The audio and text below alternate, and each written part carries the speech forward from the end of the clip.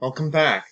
This is lesson number 3 of my microbiome lessons, and in it I'm going to be looking at identifying issues with microbiome shift based on PubMed studies on a diagnosis. It's a logical second step, and the reasonableness of it for myself was that there was a study from Australia in 1998 that found a particular type of shift found with people with ME/CFS and discovered that the antibiotic treatment I was taking worked against those bacteria specifically, as in reduce the higher ones, did not inhibit the low ones.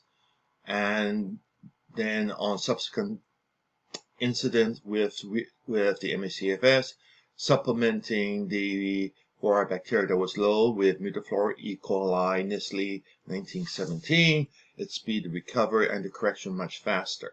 So going from studies has a sanity and a reasonableness of it, and I want to just go and look at what we have, what it actually means as a statistician, and how we can use it, and basically get the foundation of it. There are some gotchas to it. I want to make sure I cover the gotcha so that we are good. Okay, so as a starting point, let's do a quick recap of the lesson plan. And the first one is, who am I? What's my world data perspective? Gives you my qualifications, my experience with it, why I've become very interested in it, although I'm a data scientist and usually deals with things such as commercial issues, not microbiome issues. Commercial issues, for example, detecting fraudulent reviews on Amazon site, which was one of my jobs. We talked about trying to identify the bad apples or missing apples in the barrel, a priori that is just looking at the bacteria and say, oh, this should be here, or that one, even looking at expert opinion on what the ideal microbiome. Turns out there are major problems there. Look at the results from labs. Say you should be in this range. Major problems there because of poor understanding of statistics and how to do a data analysis. This one is looking at the PubMed studies to pick the bad or the missing apples. Then we'll be going on to using symptoms. The PubMed study is based on the diagnosis. Symptoms are varied for each diagnosis with great overlap. It turns out working by symptoms for microbiome issues may actually be a more productive way of proceeding. Then we're going on to end products. End products are what the bacteria produces. And there we get in the concept that one bacteria will substitute for another bacteria, resulting in the same end products in a normal healthy person, the same amount of folate being produced, same amount of vitamin D being produced or absorbed, etc. So if we can detect where the microbiome has been altered to cause that mixture to be altered, that then points us to bacteria which may be a major player in medical issues. Then we go on doing the same approach, but instead of looking at end products, we look at the enzymes being produced. For end products, we have 150 end products, which I put together. With the enzymes, there's over 5,500 in the Kyoto data source, of which 1,600 appears to be common for human beings using the microbiome data alone. So we suddenly have 10 times as many ways of filtering what bacteria does.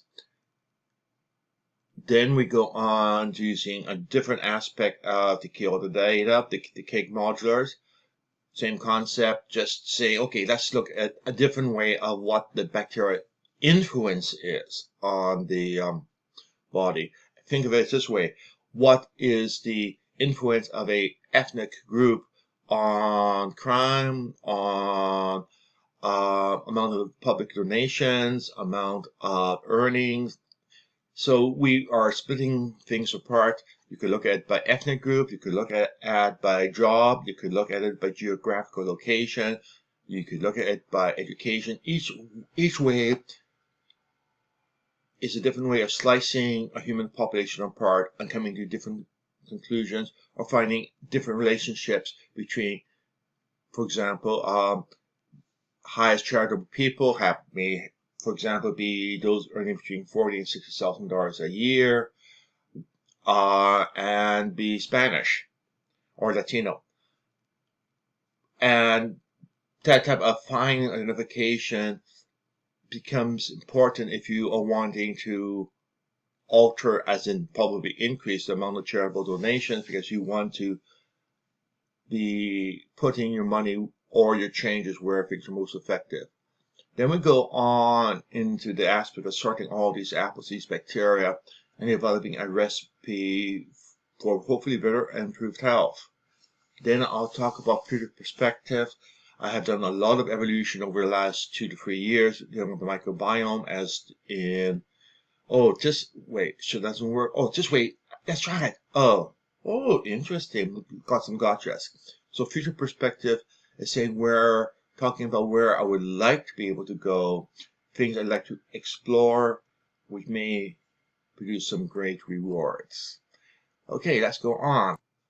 I use the term PubMed studies, and some people know what that is, a lot of people don't. PubMed studies, as you can see in the bottom right hand, is the name of a website, sponsored and official government website, and it comes from the National Library of Medicine. So in other words, it is a credible source. It is from a library, a massive online library. There are over 33 million studies listed in the library, and the degree of information about each study varies. Some of the older studies, it will be a title and a scan of a PDF from 1890 of a medical article. Sometimes information from 1890s can be useful. I have occasionally found some gems in some of the older literature. Other cases, it's just the title, nothing more. Other cases, it's the title and a short summary, often it's a publisher's abstract. And the last case, it's title, short summary, and the complete text of the articles. In other words, it's not behind a paid wall. It's complete, and you can read all of it in details, frequently with the appendices. And sometimes the appendices is where I found things absolutely delightful, because I get raw data, often in something like Excel spreadsheet, and the moment I get something like that, I can extract data fast and easily into my data store, whereas reading the text means I have to read, parse, take things apart, do all sorts of slow process. So there can be some real nice nice articles there or studies there. And some of these studies are reports just in the microbiome for certain medical conditions. They've been studies. Somebody says, okay, I think asthma and the microbiome of the gut may be related. So they go and they do a study. Then they go and publish the results. The gotcha is, if they have no positive results, usually they spend the money, they do the research, but they never published. That's one of the problems of publishing for promotion in the medical industry. So we have a slightly jaded data source, but it's the best that we have. So I'm a pragmatist. I say, okay, not perfect, but let's do what we can do with it. Okay, so when we go in there, you will read articles, and what I've done is something which is, well, let's put it this way, time consuming. Is I've gone in and looked at the variety of articles, extract from the articles which bacteria they indicate have a shift, and then created a database. So for example, for UC, here is a partial list. The list goes on for another page or two of different bacteria and what is found. What you will find is that you sometimes have inconsistencies. Like, for example, one study finds this bacteria is higher, that is the average of people in the study were higher than the controls, and you find other studies where it's lower. In other words, to use a scientific term, there's not a strong repeatability of the study. Sometimes it's good, but there's issues there, and we'll get into the issues in a moment. This whole approach based on you having a diagnosis, ideally a good diagnosis, that your control group meets the criteria for a medical condition very, very strongly, which works nicely, but often people with a general diagnosis from a medical physician may only meet that criteria 40% of the time or 60% of the time. They appear to be, but they don't meet the diagnostic, the ICD research definition. So those people are excluded. In other words, we have again a very filtered, somewhat jaded study being done on a subset of a group of people who have a particular condition. Often that subset is determined by a group of symptoms all of them have, or 90% of them have, but not everybody with this condition has that particular set of symptoms. And if you fall outside of that nice diagnostic bag, then there's technically no reliable information. When you do a study, generally someone needs to study it, and ideally you want many studies to confirm the results. UC makes sense because it is a digestive system issue, medical issue, so we have had a result in a lot of studies. Contradictory results do happen. False results are expected because the odds, which is referred to as the p-value of just being occurring by random, is usually less than 5% chance of it happening by random, or with good studies, less than 1% chance of happening. But here's where the gotcha comes. We are looking at, if you're doing a detailed study, 1,000 bacteria. So 5% of 1,000 bacteria is 50 bacteria could, by randomness, show up as being discoveries. Or if you're doing for a higher level, 10 of the 1,000 bacteria could show up to be expected by randomness in terms of statistical probability. So you will get false results. You are expected to get false results unless you literally push the criteria much higher. But if you push the criteria higher, frequently you will push so high you will get no results because the typical reason is the size of the study group is too small to push the probability of a false results that high. The results could be correct, it's just that the study is just way, way, way too small given the number of possible bacteria that should be examined. So we have a little bit of dilemma here. It means that data, I like to use the word, can hint of what you should be considering to modify. It's not a definitive. It's not the gospel. It's not a revelation. Now, let's take a look at extract of two studies, which, since I was talking about UC, I went and just checked a few of the studies where the results were contradictory. And here we see one study saying it was raised, note the key word, in acute UC patients. Elsewhere, in this particular top study, you will find that this was done on Chinese patients. The bottom studies says we found a decrease. This happens to be done, I believe, from a European, or at least it was a Western diet. So the result is you have a Chinese study with people usually eating a Chinese diet, Western study with people probably eating a Western diet. One says with this medical condition things go up. The other one says with this medical condition it goes down. Well, it doesn't mean the studies are wrong. If we repeat it with the studies, same results keep coming back. Population, that the fact that what we are talking about often is not the bacteria itself, is what they produce is the thing that causes UC, and what they produce in association with other bacteria. In other words, welcome to a complex microbiome world. And we need to understand that it's not just the bacteria by itself, it's the whole picture which adds a degree of complexity most medical types really don't want to go into because it's complex. They're looking for recipe. Simple things they can go look up, say, okay, you have this diagnosis, this is what I should try on you. This drug is being successful, give it to him. End the story, you're out the door, they build an insurance company, and we are happy. So let's take a look at some of the factors that can cause differences. Population, I said China versus Germany. Stage of diagnosis, notice one says acute. That one may not have taken any acute one. So the result is you may end up having to have a lot more detail about where somebody is in diagnosis. Another difference is the lab equipment, which I think I mentioned earlier. Lab equipment will come up with different results. Recent study says same microbiome sample sent to 72 different labs will get 72 different results because there's no standardization across labs of how, or equipment manufacturers, or the software that reads the data from the equipment.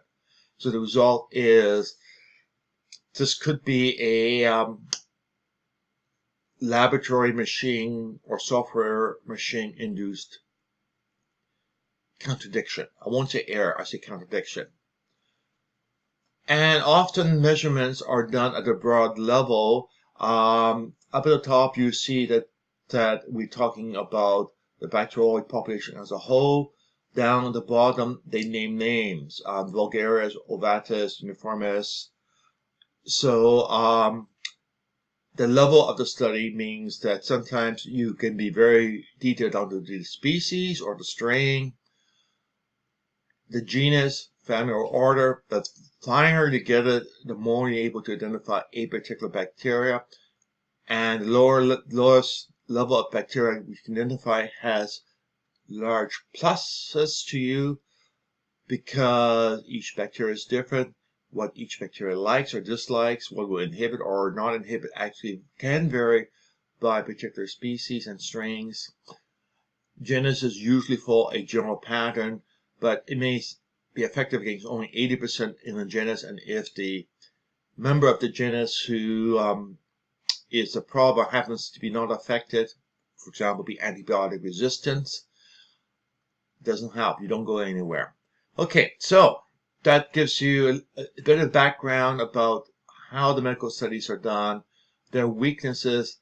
Studies are technically well done or correctly done by conventional standards. The problem is for the microbiome, they don't handle the challenges of the microbiome well. Studies are often done within the budget limits and the constraints of the budget, the fundings they get. So the medical types are not trying to publish fake data. They're trying to do the best they can with the tools they have on hand. So studies are hand studies also can be worked as filters.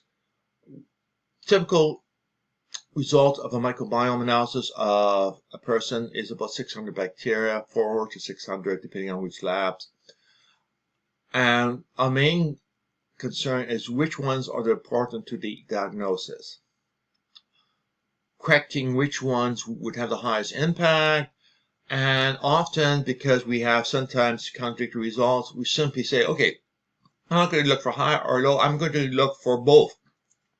If just bacteria, some say it's high, some say it's low, and looking at a sample, I don't know how that person's samples and all of his medical information compared to the people used for controls or for the diagnosis in a study. I don't know it. I'm in the dark.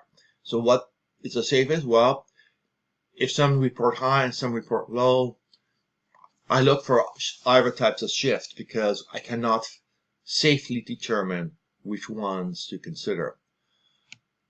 So bottom line, we look at only highs and lows of some of the bacteria, not all of them.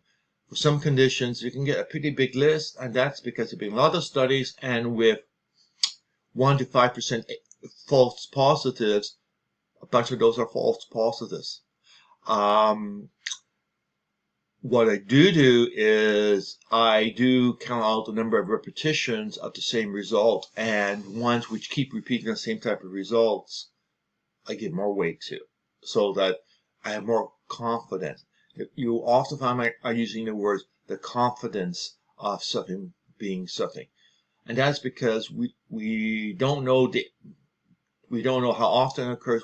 All we have to do is infer from what we do know what's the probability of that information being correct. Something called fuzzy logic. I've worked professionally doing fuzzy logic system. They are fun, they are interesting, but you don't have a gospel. What we can think of us doing is we try not to make the house perfect. We're not trying to get a perfect microbiome. What we're trying to do is fix the broken plumbing. We're worried about painting a dining room another day. Let's not get distracted about painting the dining room or clearing the gutters. We want to get the bathroom working so that the toilet doesn't keep overflowing and sinking up the house. Simple analogy, but it's effective. We are trying to fix a specific part of the house. We're not trying to go for a perfect person. So let's take a look at what my site, the Microbiome Prescription, has. So if you go and load in your sample and you go over to the Medical Condition Bacteria Explorer, you will see all the bacteria is listed and whether or not you're high or low. Then here we have two different results. We have high and we have low. It will show your count. It will show all of the ranges of bacteria from all the samples put together. What's the minimum number seen? Remember, some cases there are none reported. This is the minimum number of those that report this particular bacteria. There's some complicated statistical reasons why I'm going this route, but let's skip that for the moment. So the minimum number seen, anybody who reports having some, is 41. 25% has just value or below. Medium is 50%. In other words, half the people have less than this, half the people have more than this. 75 percentile means that 75% of people have less than that, 25% of people have more. Then we have the 7th percentile. 7% has above, 93% has less. When you get up in this range, it is likely a dysfunction, and then we have the maximum amount of bacteria seen in any of the samples to date. Give me a second. I have a dog barking to come in to keep me company. I'll be right back. Okay, I'm back. The dogs are safely admitted and cuddling on my feet. Okay, so we have the ranges here. We have your value. We have it marked as high or low. But we have, importantly, we have a checkbox here. This checkbox is to say, okay, I want you to take this bacteria into the collection of bacteria that are deemed important and which I want to use for a recipe to correct the bacteria shifts. In other words, you can go down and you say, okay, here it's low, and what's your count? 6,700. It's up here. I'm not going to worry about this one. This one is high. Hey,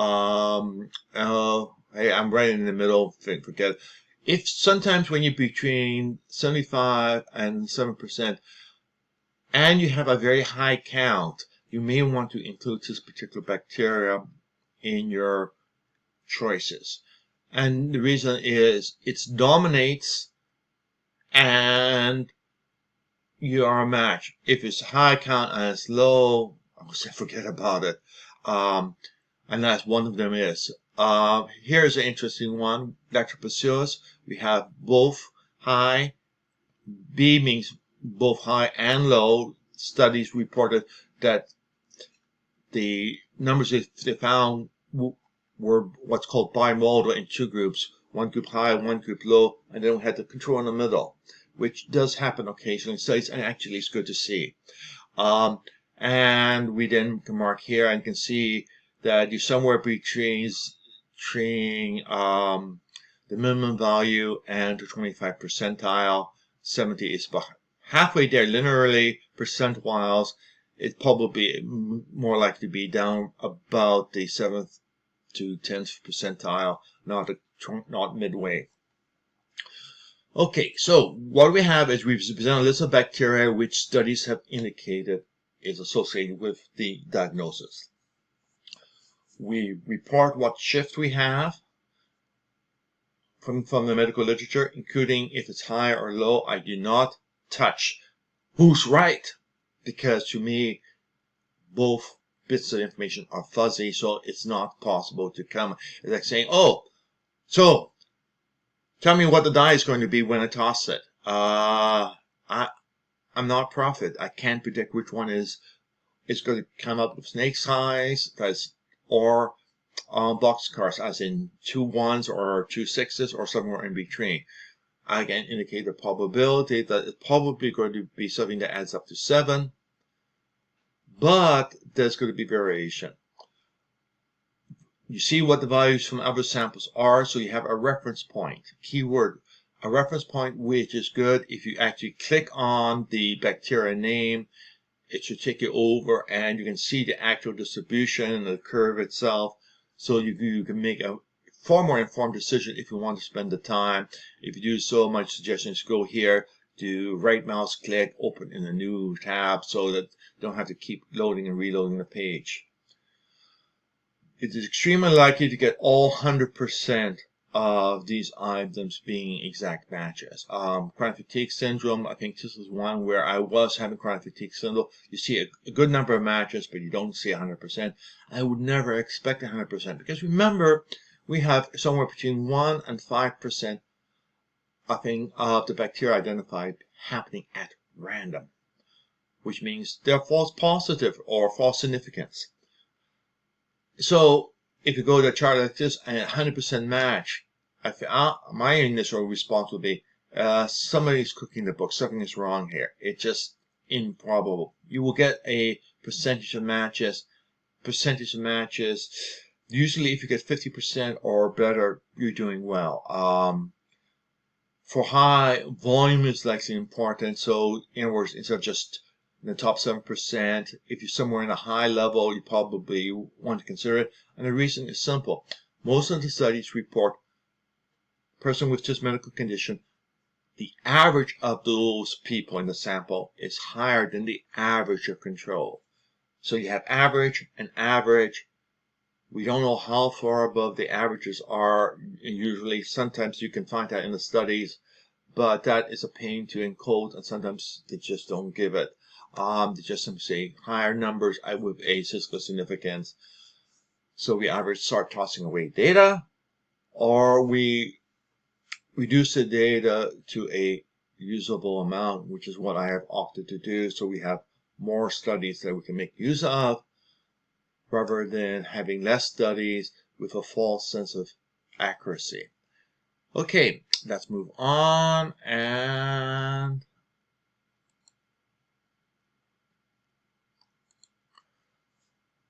there is on the side, there's a simpler approach called under advanced suggestions. Rather than going through all of the stuff and hand picking everything, especially for those who are suffering from brain fog, cognitive disability, or simply get saturated or confusion with all the data, here is the suggestion page, if you wish, the cookbook index, which will create recipes, allows you to go in and select one of the conditions I have, for example, autism, and in which case it will use the data from all the studies which I have encoded into a database dealing with autism on your microbiome, and then you can set what criteria levels you want to do for including bacteria. In this case, for example, it says, okay, I want to include bacteria where I am in the top or the bottom 9% of people.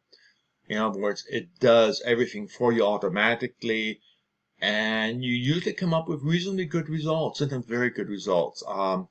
But it's basically how we select a subset of bacteria to get suggestions. You take the same data and you use a different approach to get a different subset. For example, you change to a different medical condition, you'll get a different a bacteria picked to be modified, and you'll get different suggestions. Sometimes some of the suggestions will contradict each other. So often you want to figure out what is the most important item you're wanting to deal with, not everything at one time. You do everything at one time, and you, in one sense, your solution is going to be so distracted, it ain't going to work very well.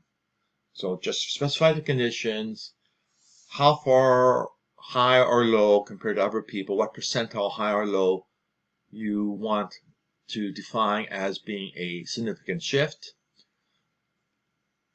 There's no numbers to review, it's quick and easy to do, and it automatically generates a recipe for you. And we'll look at that in our later lesson. So basically, there's a shortcut way which is on the side to make life much simpler for you.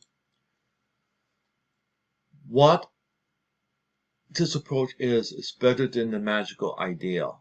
You are at least considering the diagnosis. You are working from the results of published studies. Published studies which we know and accept in the beginning will have a percentage of false discoveries. Fine, that means we just have to be adaptable in what we are reading into it. We don't want to overread what it's saying. There's a lot of dependencies. A couple of the things is working out the diagnosis only, and a diagnosis often has many different symptoms, and as you will see in the next lesson, symptoms seems to be a better predictor for microbiome shifts than the diagnosis. Some cases, like for chronic fatigue syndrome, symptoms are the diagnosis, and you have to have 4 out of 28 symptoms with no explanation to get diagnosis. Other ones, lab tests indicate you have this particular condition, and there may be a scale of condition. Take cancer, you have stage 1, stage 2, stage 3, stage 4 cancer. You may have different microbiome levels at each one, because as the cancer grows, it pumps chemicals into the body. Those chemicals will alter the microbiome. Diagnosis must have, ideally, many studies with results of microbiome shifts. The more studies, the better.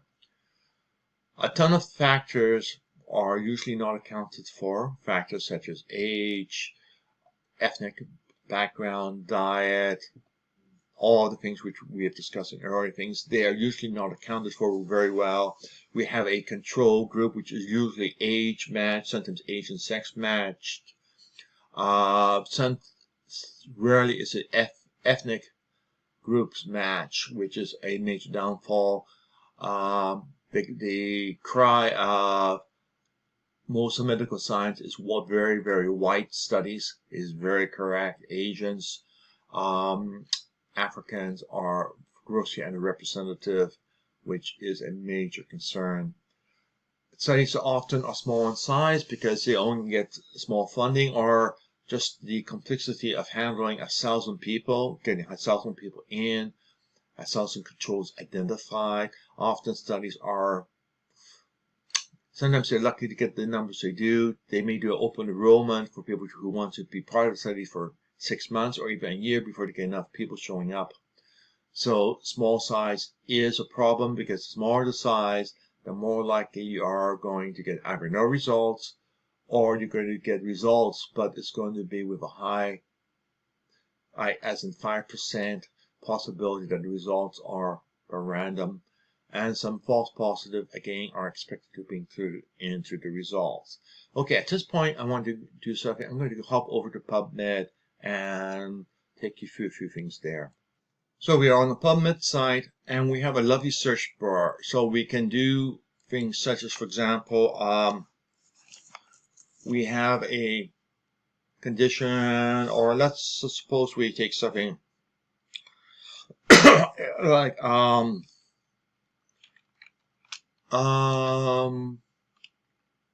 okay, prostate cancer as a diagnosis, and I'm going to type in the word microbiome.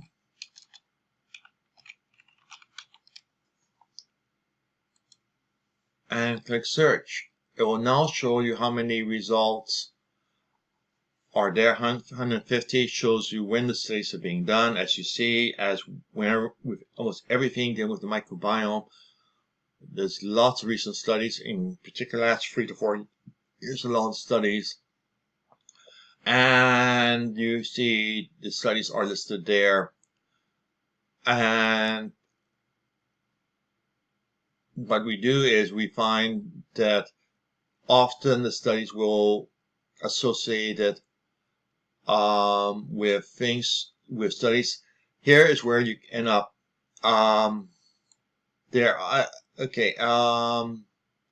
So if you click one of these, you'll get over and you'll see more detail, the abstract describing things. It will specify some of the bacteria, generally SPP after a name which you don't know what the name means it's probably a bacteria, and it's generally means species, and goes through, and another one, Nispaya, is here, which is actually cited in the title. So what we do is we see that there are several bacteria mentioned in the article, and either it will say explicitly or sometimes implicitly. Sometimes you have to learn to read medical doublespeak, I hate to say it, to do it. And from that, you can start building up a list of bacteria which are mentioned and how they are shifted. This particular article which I picked happens to have the full medical text. So if I click here, we have the full abstract, all the information.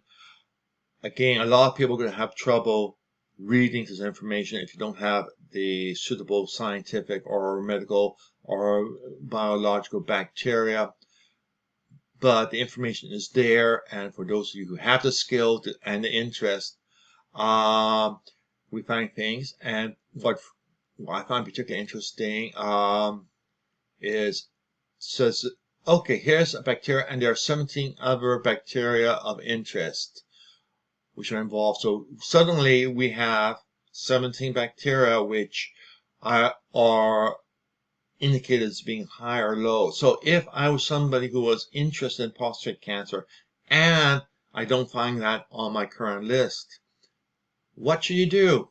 Go through, try to identify all of the articles which has the information such as bacteria, like right up here. Another example, put together a list of at least 3, keyword at least 3 studies, put the links together, drop me an email, I will refer the articles, I will go and code the data, and we'll add that to the list of medical conditions. Simple as that.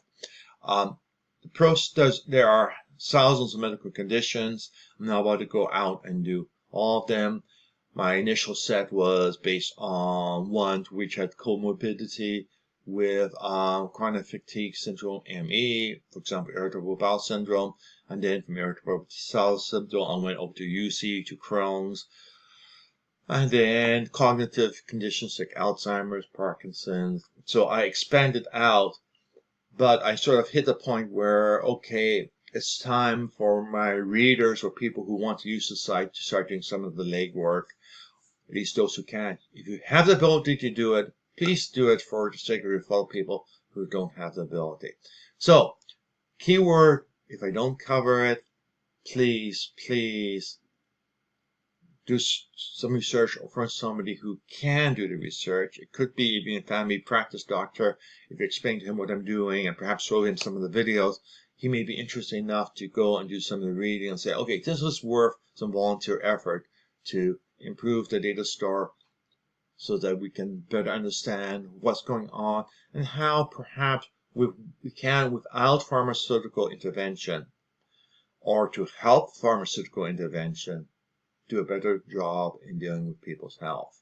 Okay, so that explains where PubMed is, how you can use it, and how you can add more medical condition diagnosis to my data store if you do the legwork.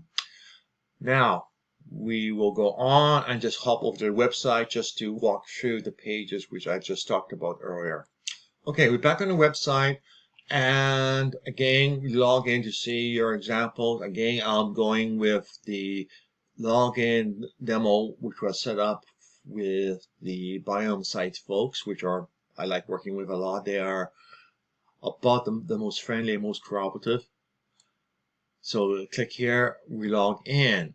And now let's take a look at what we are doing. First of all, we can go over and we see here, I would call it formal medical conditions. And two things. We can go and let's look at medical conditions with bacteria first, which is the same thing which we saw before. And we have here the list of all sorts of different medical conditions. Some cases I differentiated when I find enough information, for example, ME/CFS with IBS and without IBS, because there be enough studies done of each group. Keyword, enough studies. If there's not enough studies, I group them so I have more studies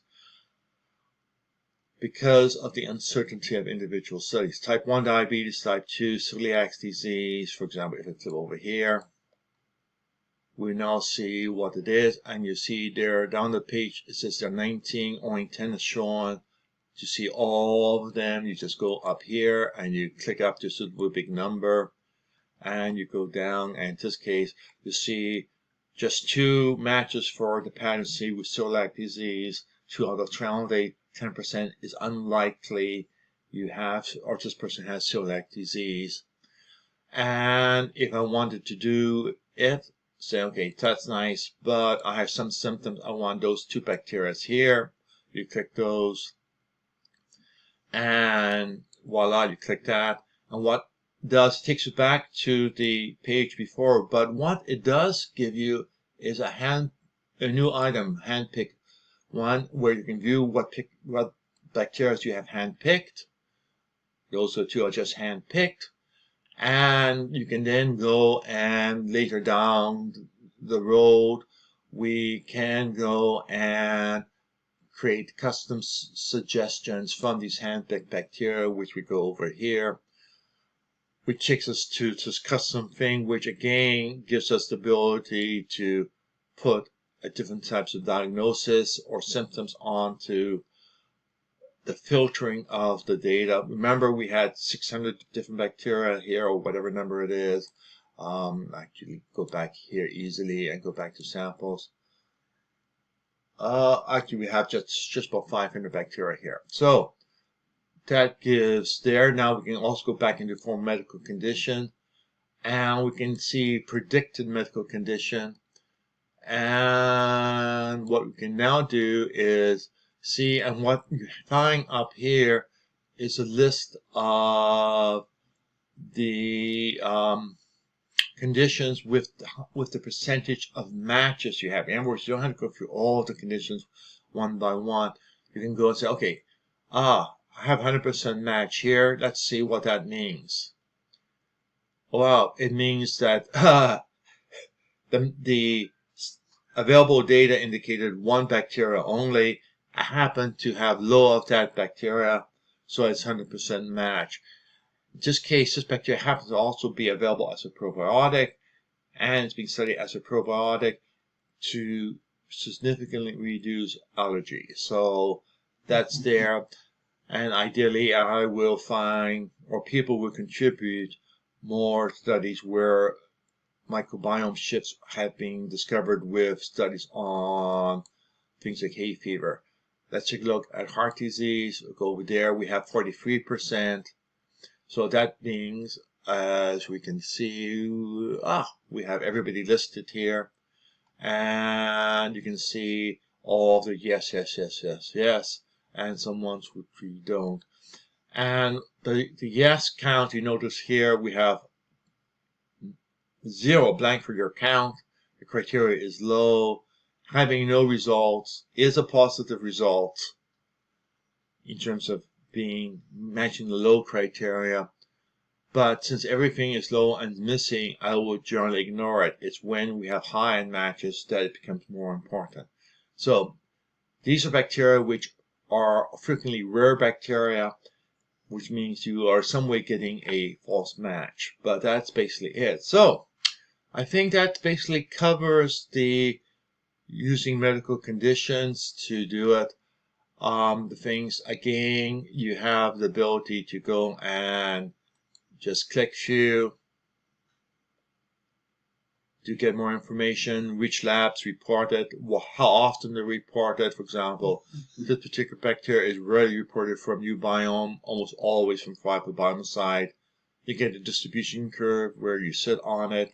So for example, if you're dealing with a Ubiome sample and you have 0 for it, I would say, forget it, don't worry about it. Then probably never got any measure from it, and the fact that you have no measurement doesn't really do.